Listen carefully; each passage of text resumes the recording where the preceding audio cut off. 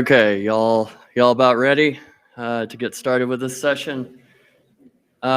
We still have Tim Sasseen. I think he's out there somewhere, but he's second. So I think he'll be in by the time we get there. So welcome to the Other Electric Bus session.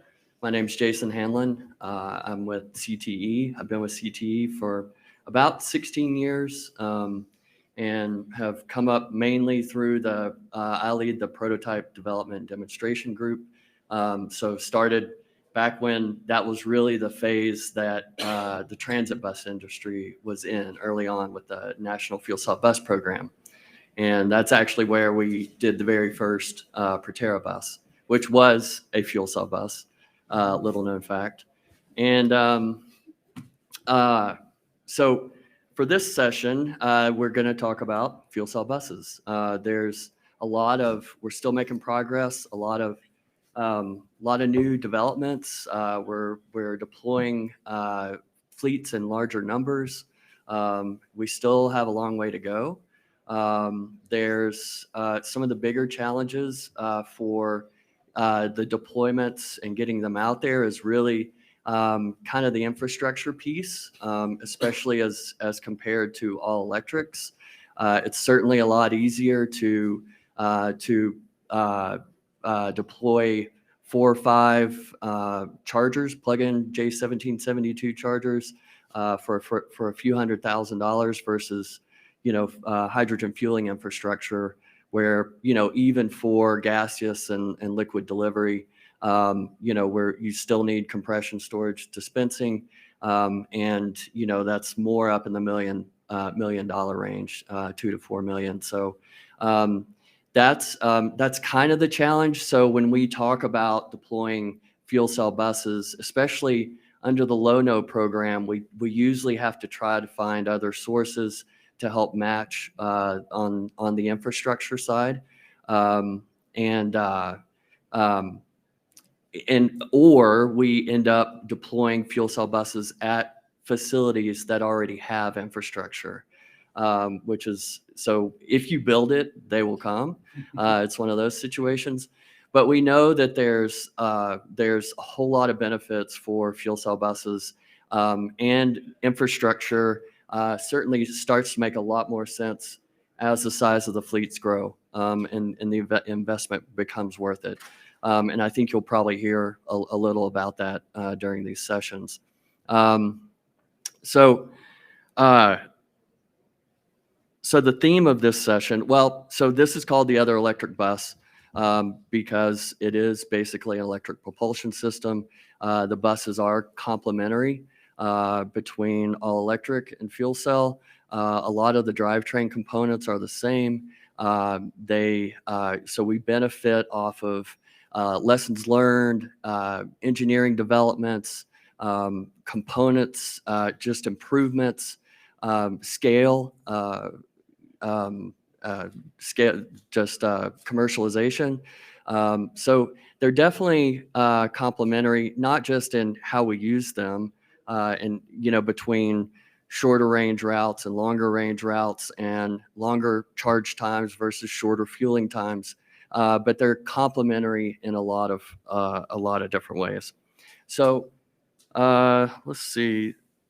The theme, well, first of all, so I will be asking questions. The questions are submitted through the Socio app. I think it's pretty straightforward. To get on, you just find this session, then go to the Q&A at the top, and you can submit questions. So I will filter those through our panelists as we go. So the theme of this session is really kind of new developments, new directions, new products, and I think you'll see that throughout the range of talks here. And first, I'd like to bring up Roland Cordero from Foothill Transit. I've worked with Roland on standards committees and working groups, and his help in the industry has been has been great. All of his input is knowledgeable, experienced, and is really grounded in moving our industry forward. So I really appreciate that, and like working with Roland. Now, Foothill has definitely made waves. I think, as you guys know, has made news through their changes in direction. Their board reports have been informative. A lot of those have come through Roland. They're grounded in a lot of data and information. So let's have Roland come up and let's hear a little more. Thank you. Good morning, everybody. Welcome, and thanks for attending our session. I hope that we'll be able to provide everybody great information in terms of the other electric bus, which is a fuel cell bus. So I'm going to talk about planning a fuel cell bus program. We started this initially, we've had 11 years of experience operating battery electric buses, from short range in-route charge to extended range buses with 440 kilowatt hour battery capacity, 150-mile range. And we recently added 2 Alexander Dennis double-deck bus, 648 kilowatt hour battery capacity on those double-deck bus. So over the years, we've learned that battery electric buses, from the early edition to maybe a 440 kilowatt hour battery capacity, has limited range. We've gained only about 150 miles on our extended range buses. We are able to extend them for a few extra miles by having an en-route charge. We're just kind of trickle charging them at a transit center, extended that range from 150 to almost 200 miles. We've also learned that there are a lot of demanding charging requirements. You had to figure out when to charge those buses to take advantage of your off-peak, mid-peak rates. Southern California, Edison, we have our winter rates that starts in October 1st, coming soon, through at the end of June. July 1st starts the summer rates. And those off-peak, mid-peak periods are all different time frames, and the rates are all different. So we need to figure out when are the best times to charge the buses so that you can be able to take advantage of the lower rates. There are also operational impacts, needing to find out which buses are fully charged so you can deploy them into service. We've installed the Vericity telematic system on our entire fleet of battery electric buses so we can monitor performance of our drivers. Usually we're looking at a 1.9 to 2.1 efficiency kilowatts per mile. Had an experience where I saw a driver at 3.3 kilowatts per mile, and we had to pull that driver back in because he wasn't going to make her entire block for that day. So what are we looking for? In order to meet the California Air Resources Board mandate of switching over to 100% zero emissions by 2040, that mandate requires transit agencies to buy 25% of your bus procurement in 2023 to be zero emissions, and that percentage increases to 50% in 2026 and 100% in 2029. So that's coming up pretty soon. So we need to find a bus that could really operate in the same way that we operate CNG buses. So with a long range of at least 300, 320 miles. Our longest blocks are about 220, 250 miles, but we also do interlining. So we go beyond that range. And then we operate it like a CNG bus where you fuel it for 15 minutes, ready to go, and instead of having to wait 2, 3 hours or 4 hours to a fully charged bus. In 2019, we engaged the services of Burns & McDonnell, a consulting firm, to kind of help us figure out how we're going to transition to 100% zero emissions fleet. And basically what they said was, with the current technology, it's not a 1-to-1 replacement with a battery electric bus. It's a 1.5 to 1. So what you're seeing on the screen is basically the replacement plan to 100% electric fleet.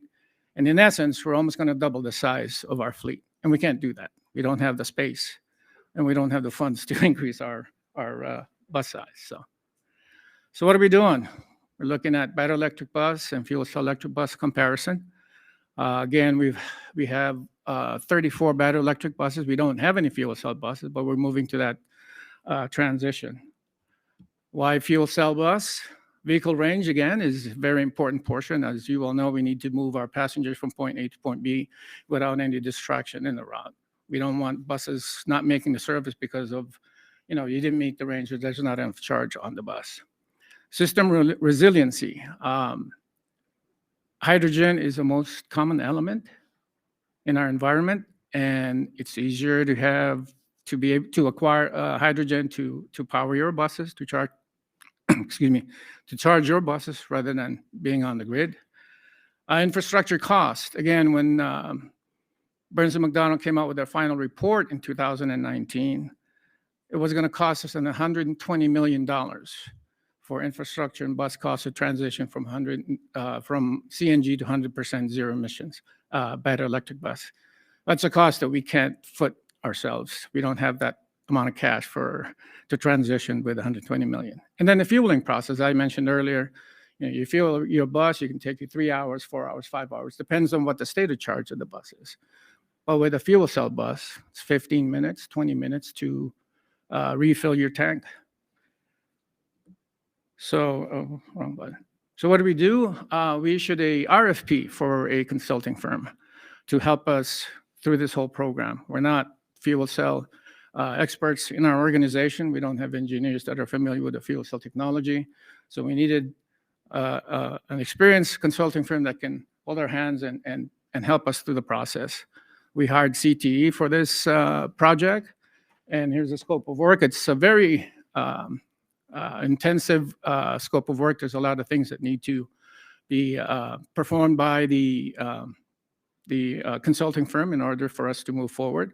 So, for example, like hydrogen fueling station plan, we need someone to be able to design, install, and build the fueling station. We're also looking at a joint use of the fueling facility. We would like to have a public access fueling facility for those people who would tend to buy a Toyota hydrogen vehicle, or even utility companies or other agencies that might want to have want to transition to a fuel cell heavy maintenance equipment. Looking for grant funding, additional grant funding.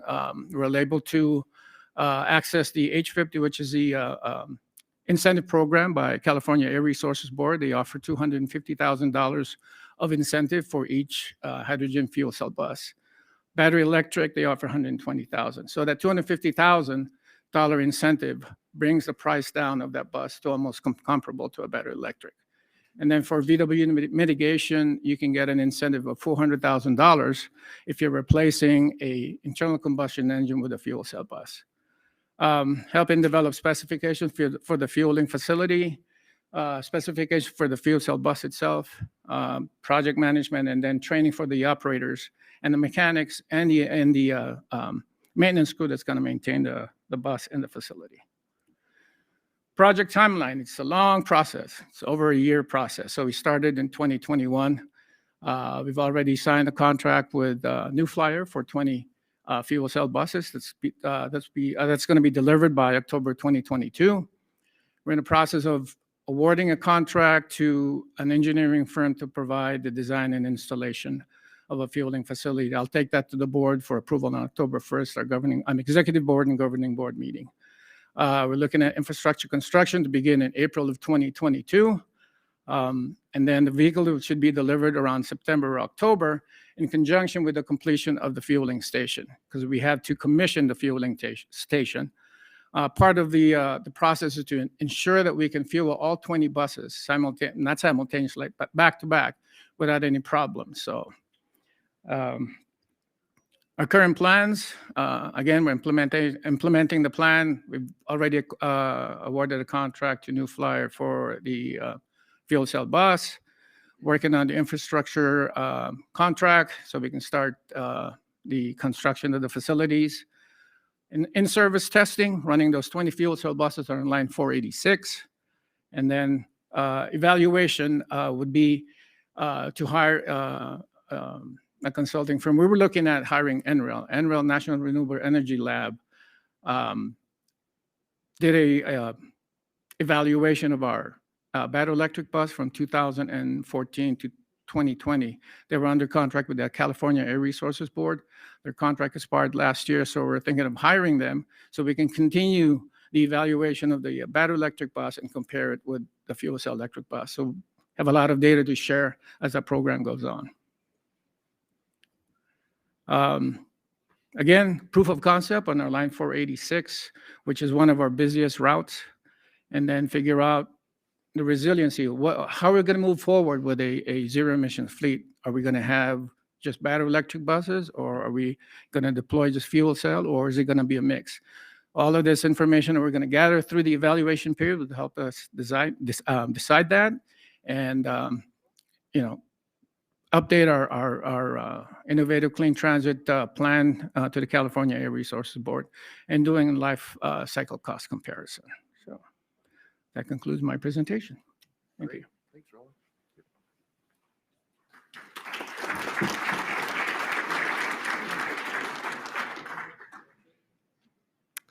All right, so up next, we have Tim Sasseen from Ballard. You guys have probably heard from Tim Sasseen. I think if in our working groups and committees and funding opportunity Q&As, there's one person that probably speaks up the most, and I don't know if you know who that is, but that's Jamie Levin. A close second is Tim Sasseen. So, but Tim's focus is always kind of a more industry-driven focus for completely changing the paradigm and starting to move towards hydrogen and fuel cell. And I think you'll see that in his presentation. So, thanks. All right, thank you, Jason. This is my first time giving this presentation with pants on, and I think it's going to go good. We in hydrogen have always taken the long view. We look over the horizon. We're rapidly approaching 3 decades of fuel cell buses on the road, and hydrogen makes sense at scale in the big picture. And when you talk about the big picture, you need to talk about sustainability. So not only what's coming out of your tailpipe, but what went into everything that you're using and what's going to be left over when you're done using what you're using. The folks in this room have become experts on energy out of necessity. Zero emission buses have mandated that everyone learn about electricity and hydrogen. And this is the next topic. This is the next level of classes as you enter your sophomore year in energy to learn about, and that's sustainability, complete sustainability of the product. To level set, all zero emission buses are zero emissions at the tailpipe. Battery, fuel cell, no question, they're improving the way that we do what we need to do to make civilization work without corrupting our climate. However, that's the tailpipe, right? We need to talk about the complete life cycle cost, everything that goes into making that bus, those fuel cells, those batteries, and then what happens when they're done. They can only be as clean as the fuel, but they can only be as clean as all the things that go into building them as well. Fuel is what we always think about, right? We've talked a lot and heard a lot about different colors of hydrogen, different flavors of hydrogen, gray hydrogen, that which people are most concerned about coming directly from methane, from fossil sources. That would have the highest carbon content of what you would have. Coming down from that, you can talk about blue hydrogen if you have the opportunity to capture that CO2 and sequester that. Green hydrogen, we also talk about, which comes from renewables, comes from purely zero carbon sources. You can also talk about renewable natural gas and whatever color you want to assign to that. A wide range of different classifications for hydrogen. It gets a little confusing when you think about that compared to just electricity. But not all electricity is the same. Across the globe, we make electricity in many different ways. We found this out with Bitcoin, for example, finding out that all that mining was happening in China from coal, and they're starting to change the way they do things now. It's a realization that energy isn't as fungible as we thought it once was. And Dan showed this morning across the United States. That's true as well. The West Coast running an EV, very different impact on the climate than running it in, say, Kentucky or West Virginia. And all that's changing, but be cognizant that that variation that we talk about in hydrogen exists in electricity. We could carry that analogy into colors of electricity. We talk about this all the time, right? Brown electricity coming from coal, pink electricity from nuclear, your turquoise electricity coming from pyrolysis, gray, blue, yellow, green. All of this gives different carbon content, which depending on where you live in California may or may not be acceptable. In other states may have a totally different acceptance level. The point is, what you're worried about is that source, right? So one further example, if you're talking about wind, solar, geothermal, zero carbon sources, you can use that, put it on the grid, charge up your battery electric vehicle. You can use that, put an electrolyzer, create hydrogen, put that in your fuel cell electric vehicle. At the vehicle side, you're getting nothing out of the tailpipe. At the source side, you're not creating anything. You could start with renewable natural gas or biogenic methane. You could put that into a thermal power plant. You could even capture that. They're doing that in Oxnard, California. They have these big Jenbacher generators. They feed the exhaust into a tomato greenhouse, and they actually turn that carbon into food. Sequestration is happening today, small scale, but it happens in electricity as well as it happens on the hydrogen side. You can take that renewable natural gas, put it in an SMR, and either release the CO2 or capture it through some means and put that hydrogen into fuel cell electric vehicles. The point is, at the vehicle side, once you make that molecule of hydrogen, once you put that electron onto the line, the carbon story is done. The carbon story happens before that, right? And we classify that in scopes. Scope 1 emissions are your tailpipe emissions. Scope 2 emissions are what you talk about for what made that fuel. Scope 3 gets into the device itself. And all of us are going to have to get a little more conversant in these different scope emission jargon and lingo and terminology. So let's talk about that scope 3. What goes into making a fuel cell engine? Fuel cell engine is basically a box of metal components of various types with a fuel cell stack that in our case is a bunch of carbon plates with some polymer membranes that are coated very lightly with platinum. Incidentally, in a fuel cell electric car, you got about the same amount of platinum in your fuel cell stack as you do in a catalytic converter in a gasoline car, just to give you a sense of scale. If we look at our boxes that we make at Ballard, we make our present one that you're going to see on the bus out there. That one, creating that, generated about 6,300 kilograms of CO2. Our newest generation, we bring that down a bit, about 5,100 kilograms of CO2. But that graph on the right is interesting because that shows you the breakdown of contribution within the fuel cell module itself. So the, God, I got to get glasses. The light gray is the MEA, which is about half of it. And then the blue is the balance of plant. So the different kinds of motors and pumps and things. If you look even further detail, this first bar, this tall one, is MEA, membrane electrode assembly. That's fuel cell jargon for just the membrane in the middle. Biggest emitter, and that's from platinum. So this is considering fresh platinum as it's mined out of the ground. And when we get into recycling of platinum, we have opportunities to bring this down even further. But you can see the lion's share comes from that metal. The other one is from our machine components. So those can be recovered through standard scrap metal recycling or refurbishing of various motors or pumps. We've collected this information together. We've been doing assessments on our entire production process. We've got some information out at the table outside. You can check it out. But our recycling is circumstantially very good. A fuel cell stack, you can cut the bands, separate the plates by hand. You can take the plates and wash them. We reuse our plates 6 times and take the membranes, melt them down, get your platinum back. We recover about 97% of the platinum catalyst. So our recycling signature is quite good, and that helps us for lower costs for refurbishment, which Roland found out when he was doing his analysis as well. And that can really help the whole TCO bargain and your scope 3 emissions. So how does it compare?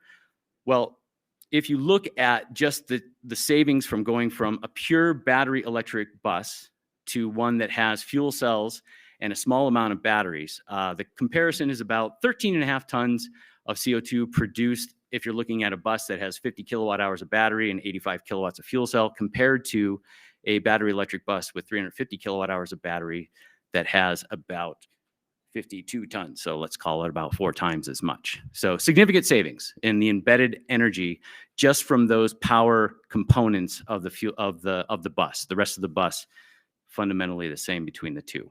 So we are in alignment with the climate change directives being developed by the United Nations Sustainability Development Goals for not only renewable clean energy, but innovations in infrastructure and consumption that result in climate action that are going to help propel us to be sustainable for generations to come.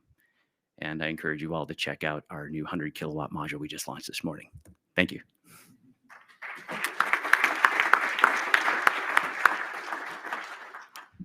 Thanks, Tim. That was certainly impressive. I think he had, how many slides were in there? Maybe 16, 18. He got it done in 8 minutes. So that's awesome. All right. So our next slide, our next speaker is John Hroncich at BAE Systems. We've worked with BAE for a long time, and like I said, we put together a lot of prototype and demonstration vehicles, and all the way through to small scale deployments. And BAE's always been a great partner, great integrator, component supplier. Their testing engineering capabilities, their staff is always great. So I always know that, once we get started with BAE, we're going to be okay technically from an engineering standpoint. So I think, and now we still see BAE pushing things forward. Especially with fuel cell buses, and their hybrid drive system. And so again, new products, new developments, new things, and I think we'll hear more from John.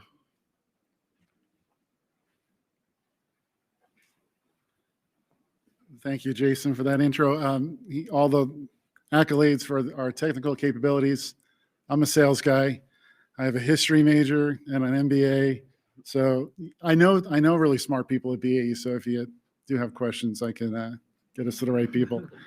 Thanks for having me, CTE, and I'm honored to be part of the panel this morning.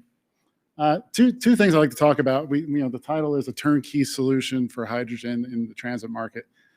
Two parts to that. One is our Gen 3 power electronics. I'll give you a little preview of that. We're actually going to have that hardware out after lunch on our table. And then I think a fairly unique relationship we established earlier this year to address, I think, a gap in deploying hydrogen fuel cell buses. A little bit about BAE. We are celebrating our 25th year in transit electrification. We still have quite a handful of employees that go back to 25 years. The photos up here are what BAE Systems is really known for. So we're known as a system integrator, high integrity, highly reliable power electronics. If you flew here, you already depend on our products. So we control the power on every Boeing aircraft. So all the commands from the cockpit to the tail are all run through that guy on the top right, which is called a FADEC, a fully automated digital engine control box. And you'll see that here in this photo. And you'll see the power electronics we'll have on display. You'll see where it came from. So that's our heritage. Also, the picture in the bottom left is a terminal high altitude air defense system. Ironically, the circuit boards for that system are built right next to our electric drive components. So when we give tours, we have to turn people away from the DoD work we do. But I just want to give you a sense that this is what we're known for. This is where our heritage is. And then, we started out with lead acid batteries in New York City, and today we're rolling out our Gen 3 hardware. You see an example of that on the Nova bus, new long-range electric bus.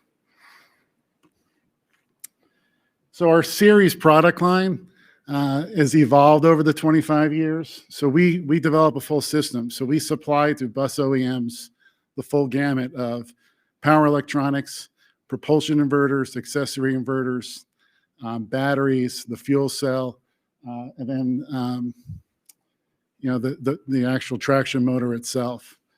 We've found and we believe that delivering a full system does two things for the OEMs. It gives them the most efficient system.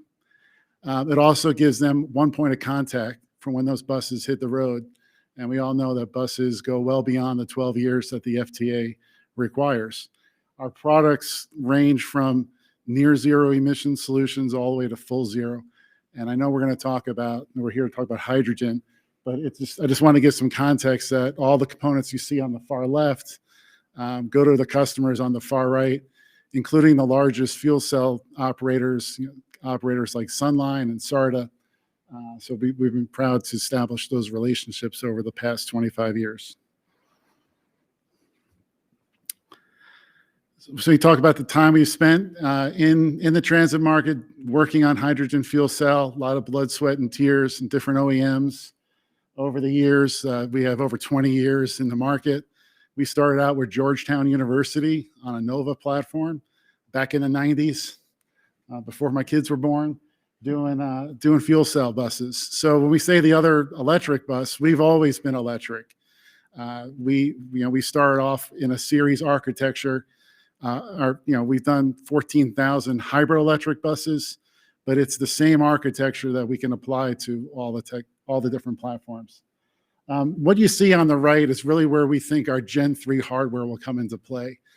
So the generation of power inverters and for propulsion accessories introduce a couple new concepts that we think will help not only make fuel cell buses more affordable, but will lower the total cost of ownership. They're modular, so they're easier to replace components. They're also smaller and lighter.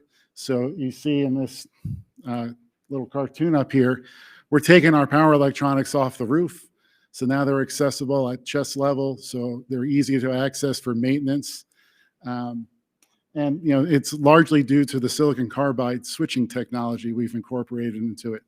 So while we talk about size and weight and moving things and reducing cables and connectors, these are all enemies of efficiency. We're also bringing them closer to where they have to be. So these are providing power to the electric motor. So the cables are shorter, it's less cost, less weight. And again, every time a kilowatt has to move through a cable and a connector, there's inefficiencies there. So all those junction boxes come off the bus. Again, you'll get to see that on our table later this morning or later this afternoon. The other part of what we're doing is we established a relationship with Plug Power earlier this year. Who Plug Power is. So they're not known in the transit market, and that's what BAE Systems is doing with Plug Power. They have a product line of fuel cells, but they also deliver hydrogen, and they also implement infrastructure solutions. So we think the relationship between BAE Systems and Plug Power does deliver that turnkey solution. A transit agency is going to, one couple for the fuel cell on the bus, and then any of the infrastructure or delivery requirements they have. And what we're doing for Plug Power is vetting their solutions, which they have 40,000 vehicles. It's in the warehousing and distribution market. I've learned a lot about forklifts over the last couple of months, and some people say, well, it's not transit. Again, BAE's job is to vet that, and we're integrating their fuel cells into our powertrain, and it's going through all the testing both on road and in our dynos. But if you think about forklifts, they're in and out of freezers, they're running out into parking lots, they temperature swings all day. Talk about all day operations, right? They just swap out drivers. And then, by the way, Plug Power's customers include Amazon and Walmart. So we take a lot of pride in servicing fleets like MTA in New York City. I'm sure Amazon and Walmart are just as tough and stringent on keeping those vehicles running. So we vetted Plug Power over the course of a couple of years, and we're looking forward to working with them. So what does that combination look like? So when we say a turnkey solution, we can come to a transit agency and talk about infrastructure, talk about fuel delivery, and talk about how the fuel cell will work on your bus. BAE Systems is doing all the integration effort, bringing the fuel cell into the platform, but we will also be the point of contact for service. So over 25 years, a lot of fleets in the room have gotten to know us from not just deploying buses, but servicing those buses 10, 12, 15, sometimes even longer.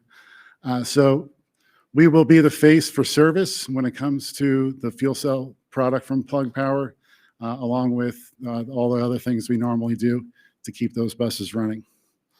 And I hope I stay within 8 minutes. You're right on. All right. Thank you very much. Looking forward to questions.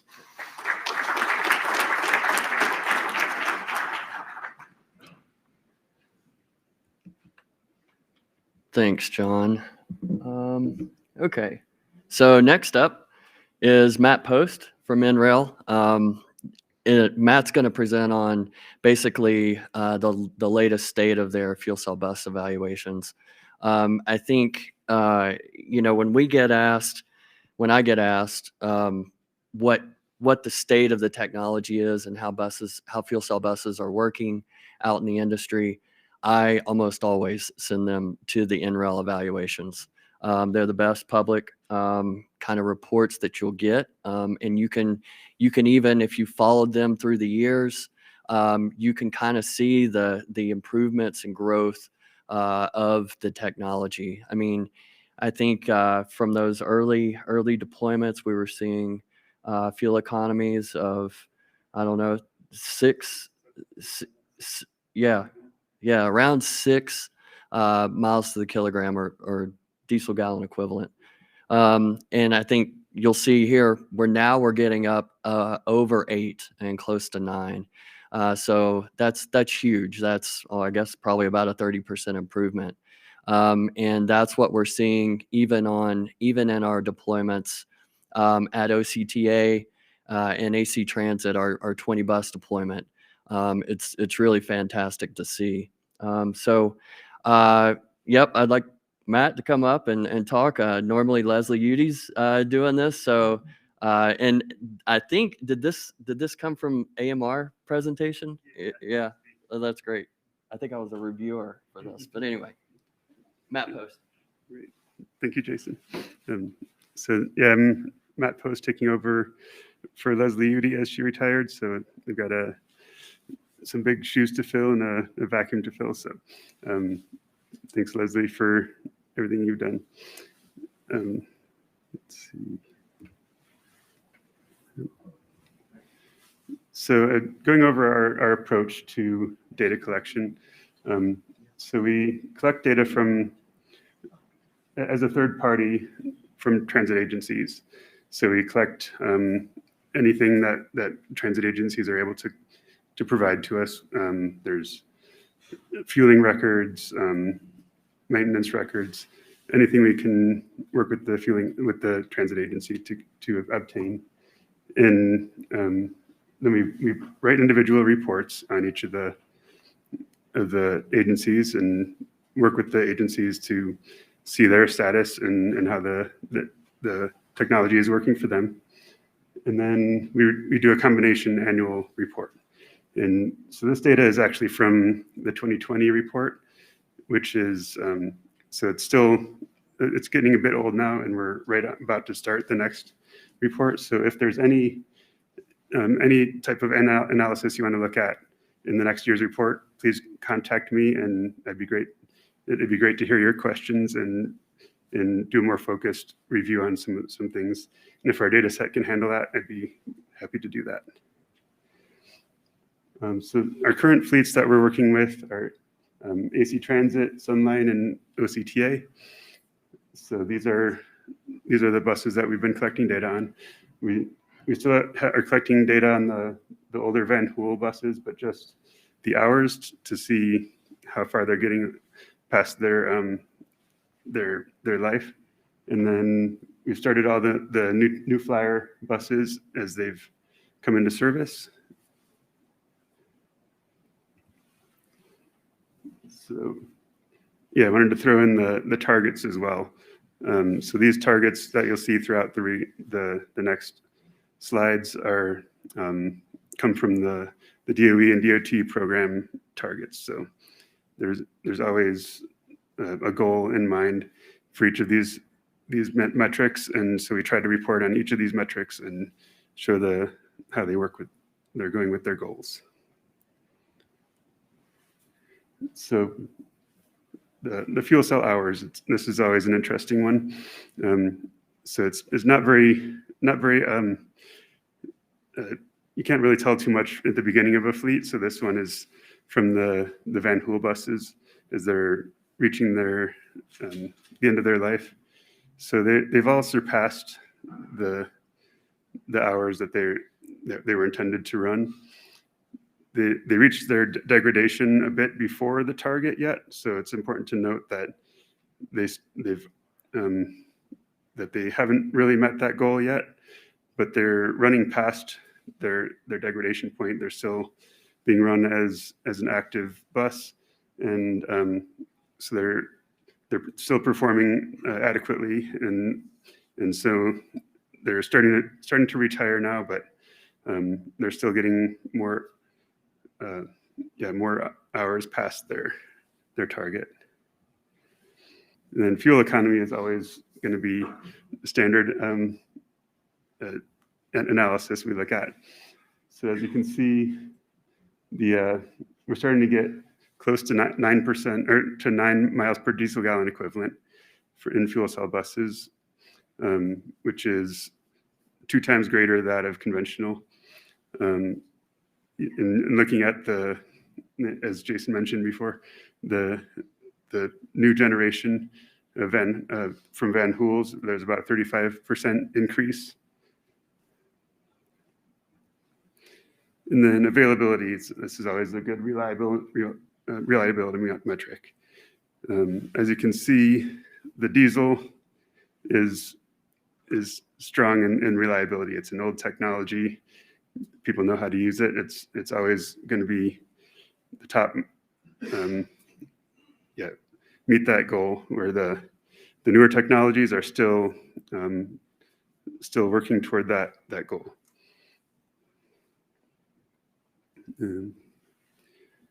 So maintenance is also a big issue, a big metric to look at. As you can see, fuel cells, we've put in battery electric buses into this analysis as well from some other battery electric bus work that we've done.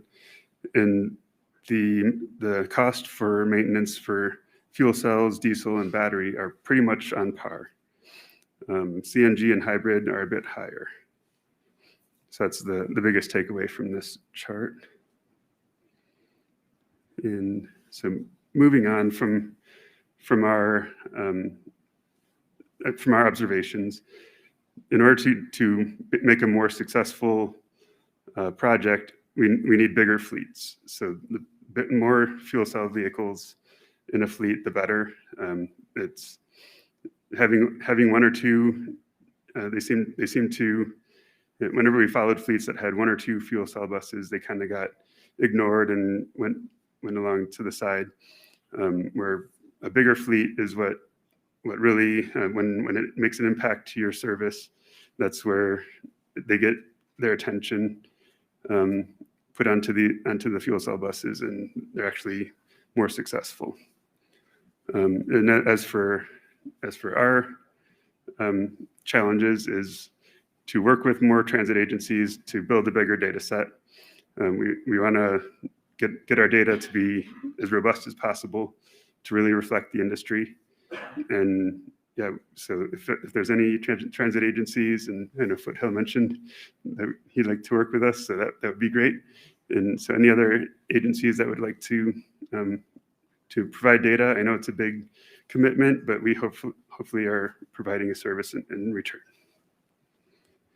And thank you.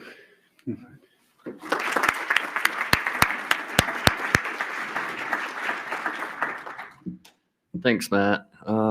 Okay, so I have a question on here, but well, actually, before we get to that, the reason those fuel efficiency improvements are so important is that, as we all know, the cost of hydrogen's pretty high right now. So the higher we can increase those efficiencies, the better, because right now, if we're seeing twice the efficiency of a diesel or CNG bus, that means $8 a kilogram cost of hydrogen on an equivalent basis gets down to around $4 a gallon of diesel gas. And so to go the same distance. So that's why this is so important, it's one way to bring down and make and get those costs on par with what we see today with incumbent technologies. But so I do want to kind of start with a little bit of a technical question. first. So when we started building fuel cell buses, I think with the HD6, we were up above over 100 kilowatts. Were those early? I think those early models we were integrating were over 100 kilowatts. We went down. Now we were integrating 85 kilowatt fuel cells.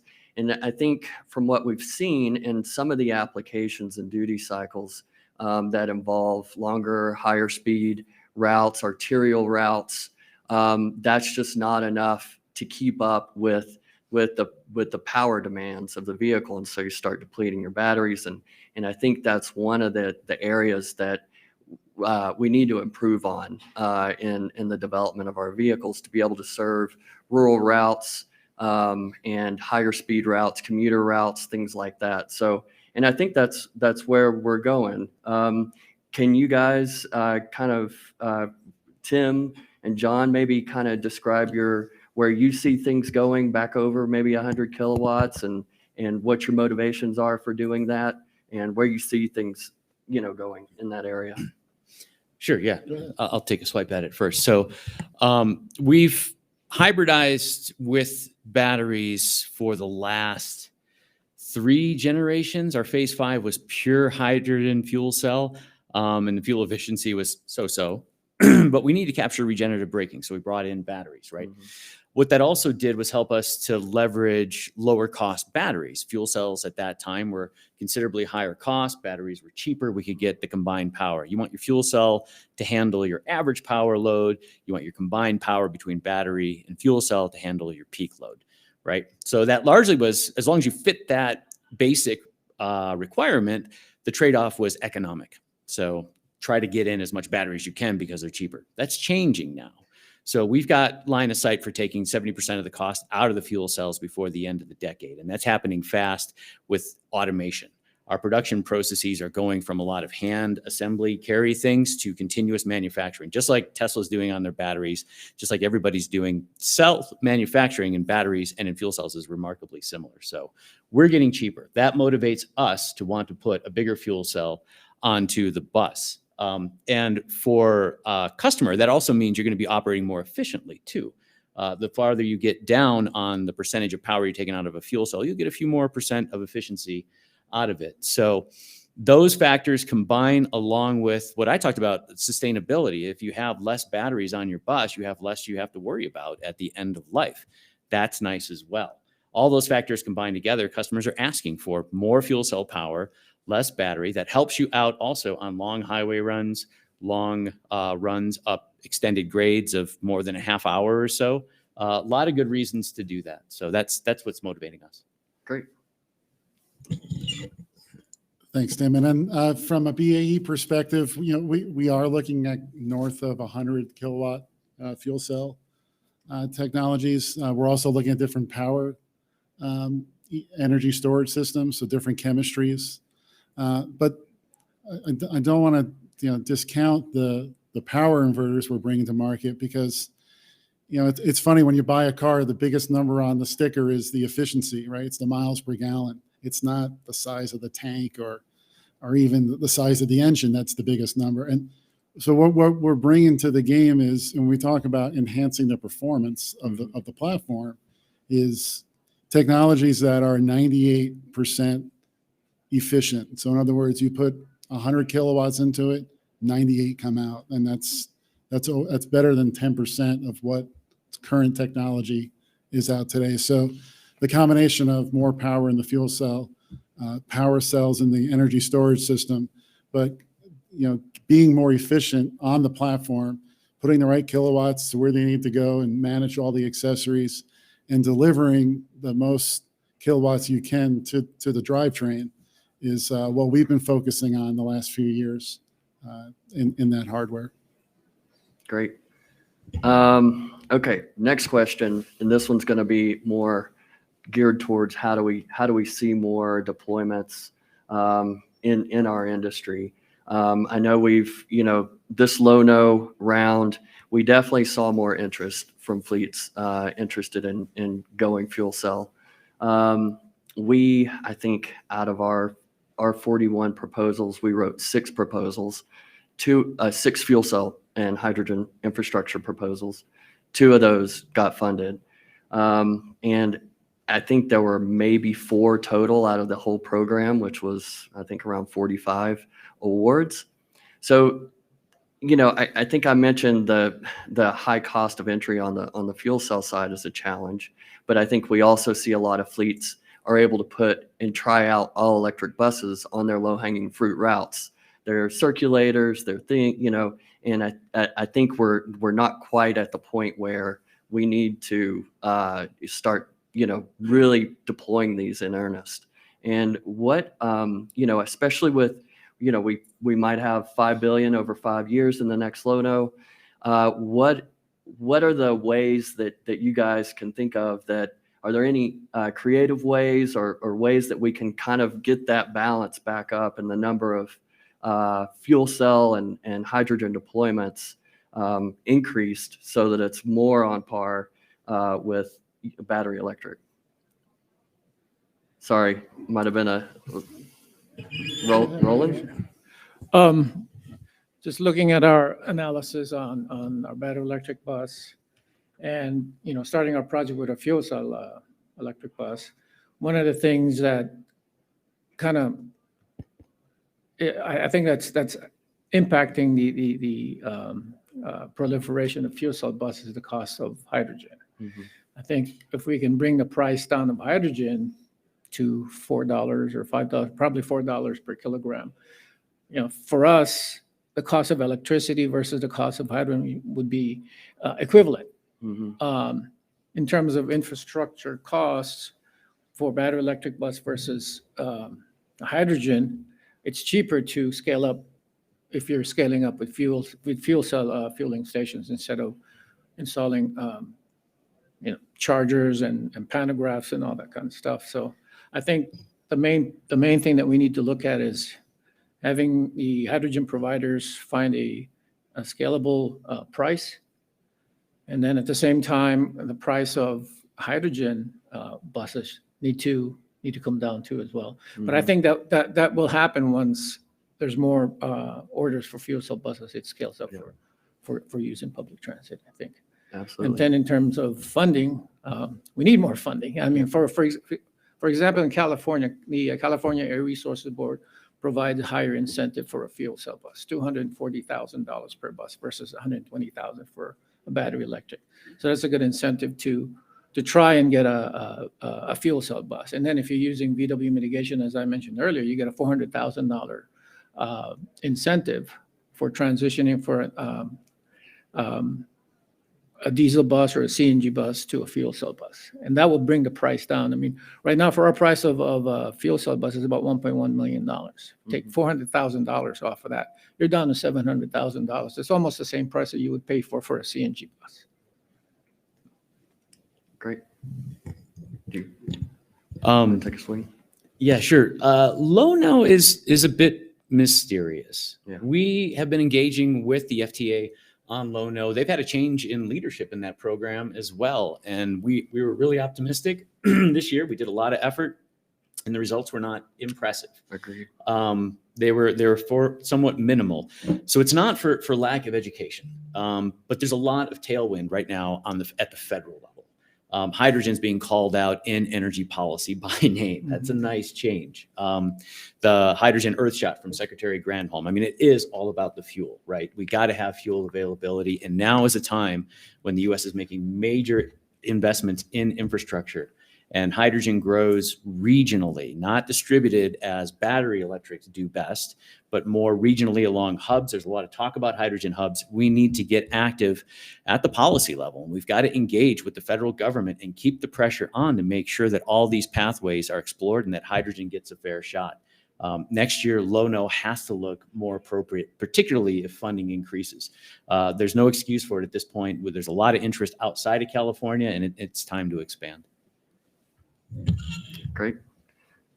And as a third-party observer too, we see those trends. We're not involved in ordering buses or anything like that, but we report on what needs to be done in order to get to those levels. And so also putting on my hydrogen at scale hat. So if you scale up hydrogen, and it's all, the end goal is to get more renewables on the grid. So hydrogen has an inherent storage capability. So as you ramp up your renewables, you can, the renewables, you can't feed into the grid on demand. When the sun's shining, you're getting electricity. When the wind's blowing, and so you're going to need to take that electricity and store it somehow. So whether you put it into some large batteries and then put those onto the buses, that's one option. Or if you convert it to hydrogen, you can put the hydrogen on the buses. So there's another step that seems to be missed, and it's going to be pretty obvious once we ramp up past baseline. Great. Okay, this one's from the audience. It's kind of a follow-on to that discussion. For Roland, you said the development of battery electric bus infrastructure would be roughly $120 million. Mm-hmm. What's the projected cost for hydrogen fueling? Unfortunately, that study didn't include an analysis on how much it's going to cost us to transition to fuel cell. My personal opinion, I mean, scaling up to a battery electric fleet 100%, you have to invest in a lot of chargers, infrastructure for pantograph charging, because you'd want to have a pantograph charger so you can pull the bus in and just automatically charge. Those are not cheap equipment. For a fuel cell transition, the fueling station is not as expensive. Right now, we're looking at possibly about $6 to $7 million for a fueling station to fuel up to 50 buses. If we were to scale up to another 50, increase it to 100 buses in the facility, all we need to do is increase the size or get another tank in the facility. So studies have shown that when you scale up in terms of the infrastructure cost between battery electric bus versus fuel cell, as you scale up, cost for infrastructure for fuel cell is cheaper. It goes down. I mean, the cost decreases. With battery electric bus, your cost increases. So, yeah, I'm Great. sorry we didn't have any figures for that. Kind of related to that, we have another question from Adam Weigel. Are there any example deployments where agencies have been able to pilot a couple of fuel cell buses without the heavy infrastructure investment? And I think there is a need for that, kind of the lighter weight fueling solution. I mean, obviously we have, we utilize a lot of temporary or mobile refueling for a lot of our demonstration projects, but we really need something that's more manageable for a fleet of 2 to 4 buses. Mm-hmm. We did submit and get awarded a low-no for Comet, where we're going to be trying out a containerized CSD with dual compressors that I think has 80 to 100 kilograms a day capability. And that is going to be around $700,000 for the infrastructure. So I'm really looking forward to seeing how this is going to work. I think this certainly will help bridge that transition gap. And, you know, between kind of full scale permanent fueling solution to allow fleets to try out, you know, smaller numbers of buses and get involved in, you know, those, you know, get the cost down so that, you know, we'll be participating more in low-no type awards. But do you guys have any other thoughts or solutions there? Have you looked into that? There's definitely a gap there that, you know, that we kind of. Yeah, I'll just jump in. I mean, we've had discussions on, you're talking about delivering hydrogen versus generating it. You know, we had a call with a customer, and very large East Coast customer, and they said, well, we can't bring hydrogen over bridges. Mm-hmm. So, you know, they were, you know, they're looking at, you know, alternatives to battery electric, maybe have a mixed fleet, but that was the, you know, that's what killed that idea, right? They can't. So why you can't bring it over a bridge, that's a whole nother topic. But the discussions are happening. I see Jane over here. Your neighbors in Bloomington just asked me yesterday at a conference in Illinois, maybe we can get hydrogen from Champaign. So, I think some of that is interesting, right? Where you see deployments and people getting creative of, somebody else put the money into the infrastructure. Could we, see a benefit of that? So they might be calling you, Jane. Okay. Oh, go ahead. Yeah, I was just going to say, I mean, it's definitely a gap in the market, no question.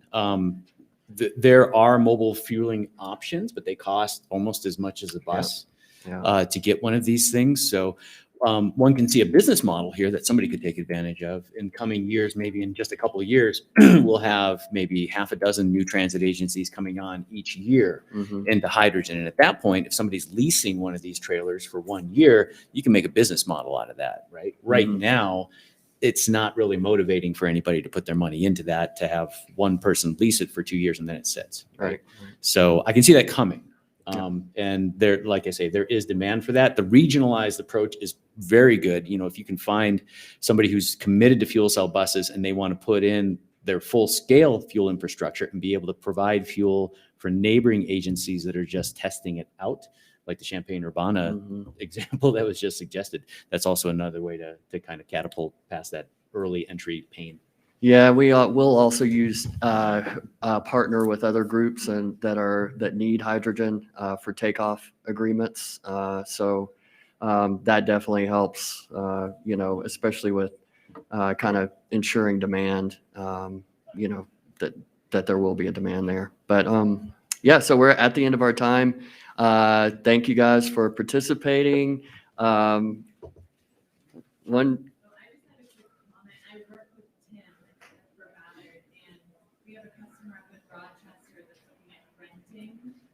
Leasing a mobile fueler, Mm-hmm. $170,000 a year for a couple of years, and then agencies like Fresno are using public fueling stations that were already created in the California hydrogen network. In Montebello Transit, we're looking at also a mobile fueler that they could fund out of the capital funds for a lease. Okay. Those are options rather than having to purchase one. Yeah. So all good options. I will say, just a note, be careful when you start getting quotes for fueling solutions. They come in so many different flavors. The pricing's so different. So you really have to make sure you build out price models and understand all the cost components from, lease to delivery fees to the cost of the molecule. To the cost of the feedstock. It definitely runs the gamut. So just be careful there. And I think we're definitely at the end of our time. Thanks to all of our panelists. It was a good session.